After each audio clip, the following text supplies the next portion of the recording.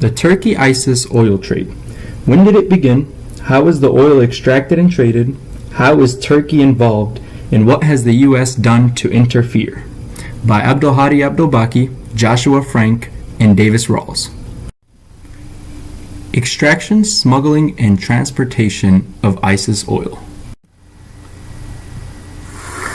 ISIS began to take over oil fields in Syria in the late spring of 2014. They quickly expanded and now control over 50% of the oil production in Syria and also control 7 production locations in Iraq. They have set up a series of interconnected networks of ports, selling markets, smugglers, and transportation systems to help aid in the maximum oil profit production. They sell this oil for cash, they use it to bribe tribes, and help maintain power over a large area. The terrorist organization is believed to extract nearly 30,000 to 45,000 barrels of oil per day.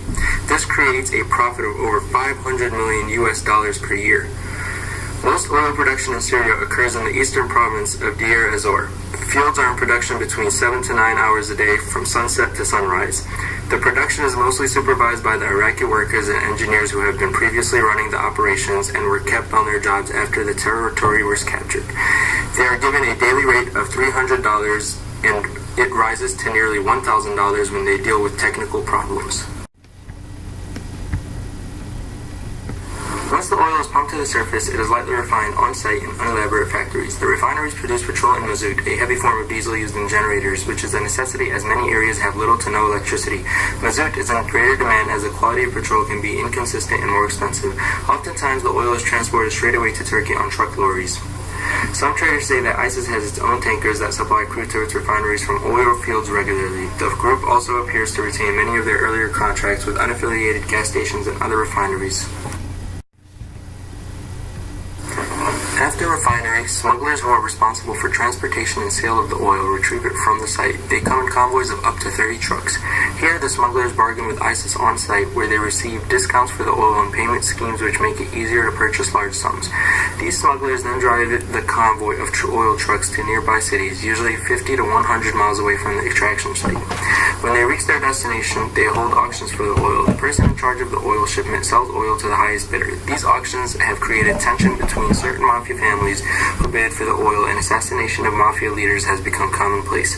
With ISIS only concerned with making its profits at initial stages, smuggling fuel into neighboring countries can be good business for entrepreneurial Syrians and Iraqis.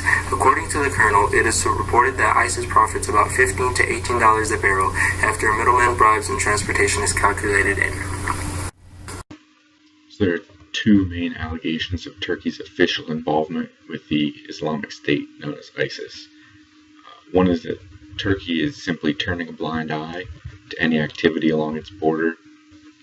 And the second is that Turkey is actually aiding the oil smuggling of the Islamic State.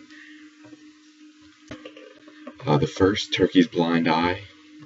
There have been many claims by many countries that say that Turkey has failed to make any substantial effort to choke off the Islamic State's black market oil trading, to hinder these extremist groups, and that they turned a blind eye to their border, which allows many new recruits to come in through Turkey and travel across the border.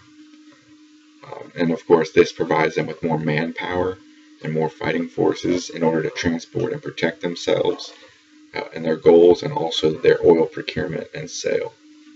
A captured militant actually revealed when he was interviewed that there was no border guard present at the point in which he crossed from Turkey into Syria, which indicates that smuggling would be easy at points like this all across the border that are unmanned or simply manned by those that are easily bribed with money. As for Turkey's direct support, Russian Prime Minister Dmitry Medvedev states that Turkey is protecting the Islamic State because of direct financial interest of some of the Turkish officials